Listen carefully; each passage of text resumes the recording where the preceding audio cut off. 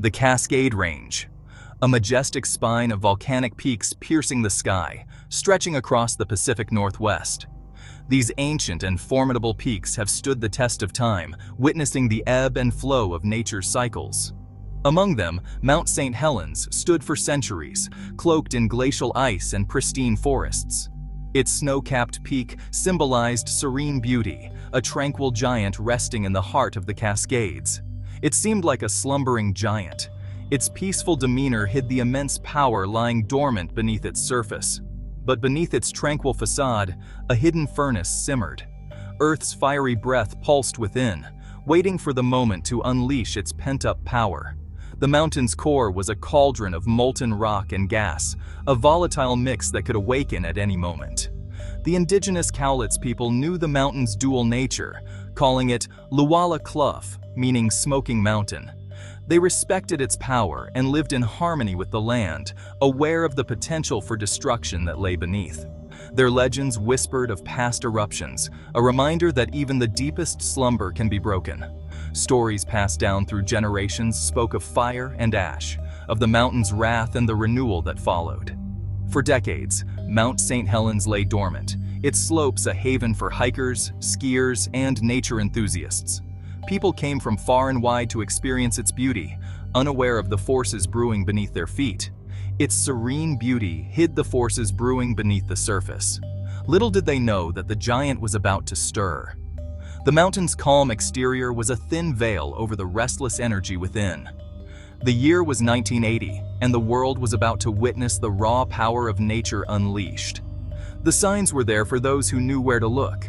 Small earthquakes, steam vents, and the subtle bulging of the mountain's surface.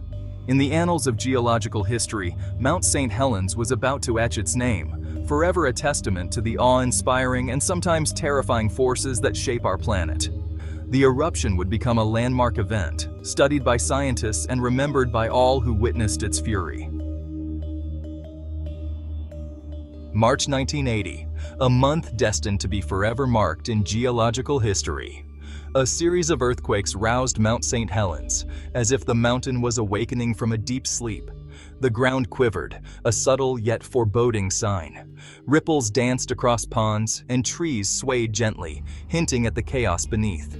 Steam hissed from its summit, like a dragon's breath escaping its rocky lair. The mountain exhaled, releasing pent-up energy in the form of steam. As days turned into weeks, the tremors grew stronger and more frequent. The seismographs danced erratically, capturing the mountain's growing unrest. The mountain's slopes bulged and cracked under the immense pressure building below. The earth itself seemed to groan under the strain. Scientists hurried to monitor the awakening giant, their instruments buzzing with data that painted a worrying picture. They recognized the signs all too well. The once tranquil Spirit Lake at the foot of the volcano churned restlessly, its surface marred by logs and debris from landslides. The lake mirrored the mountain's agitation. The air grew thick with the pungent odor of sulfur dioxide, a telltale sign of magma rising within the volcano's throat. The atmosphere itself seemed to warn of impending doom. These were not mere tremors. They were the death throes of a mountain preparing to give birth to an eruption of unimaginable scale. The earth quaked with anticipation. The whispers of unrest grew louder, a chorus of warning signs that nature was about to unleash its fury. Wildlife fled, sensing the imminent danger as the mountain's roar grew ever closer. On May 18, 1980, at 8:32 in the morning, the ground shook with an ear-splitting roar. The north face of Mount St. Helens gave way in a massive landslide, the largest landslide ever documented. What followed was a scene of unimaginable destruction. Superheated gas, ash, and rock blasted out laterally with the power of an atomic bomb. A towering mushroom cloud of ash shot into the sky, reaching 80,000 feet. Turning day into night. The lush, forested slopes were instantly turned into a barren wasteland, stripped by pyroclastic flows racing down the mountain at over 300 miles per hour. Trees were snapped like twigs, their remains scattered like matchsticks. The air crackled with energy as the eruption continued for 9 relentless hours, forever marking this day in history. The eruption left behind a landscape of complete devastation. A barren wasteland extended for miles, cloaked in a thick layer of ash. The vibrant forests were transformed into a gray, lifeless desert. The air was thick with the scent of sulfur and the eerie silence of a world stilled. 57 lives were lost, a stark testament to nature's raw power. Yet, amid the destruction, the first signs of renewal began to appear. Within weeks, new life started to push through the ash. Resilient plants with roots deep in the volcanic soil began to sprout. Insects, carried by the wind, found nourishment in the emerging ecosystem. Birds, attracted by the availability of food and nesting sites, returned to the area. Nature, persistent and resilient, was gradually reclaiming its territory. Section 5. Rumblings from the Deep, Signs of Reawakening. It's been decades since the monumental eruption of 1980. Mount St. Helens, though forever altered, remains a symbol of nature's dual power to destroy and create. In recent years, a new wave of activity has sparked concerns that the dormant giant may be awakening. Since 2004, scientists have detected subtle yet notable changes in the volcano's behavior. Clusters of small earthquakes, often imperceptible to humans but captured by sensitive instruments, have become more common. These quakes originate deep underground, hinting at the movement of magma beneath the surface. GPS data shows a gradual but consistent uplift of the ground around the volcano, indicating pressure buildup in its magma chamber. While these signs don't necessarily predict an imminent eruption, they remind us that Mount St. Helens is still very much alive. Section 6. The volcano's breath, recharge and renewal. Volcanoes, much like living beings, experience cycles of activity and rest. After an eruption, the volcano enters the recharge phase, a period where it refills its magma reservoir and builds up internal pressure. This phase can span decades or even centuries, eventually leading to another eruptive event. Mount St. Helens is currently in this recharge phase, preparing for its next significant eruption. During this time, magma, the molten rock from deep within the earth, ascends through cracks and fissures, accumulating in the volcano's magma chamber. As the magma chamber fills, it exerts tremendous pressure on the surrounding rock, causing ground deformation and triggering earthquakes. Scientists vigilantly monitor these subtle changes, employing advanced instruments to track the volcano's every movement, every tremor, every hint of reawakening. Chapter 7.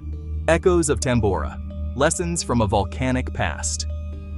The tale of Mount St. Helens, though fascinating, is not an isolated one. Volcanic eruptions have continuously shaped our world, leaving lasting imprints on both the Earth and human history.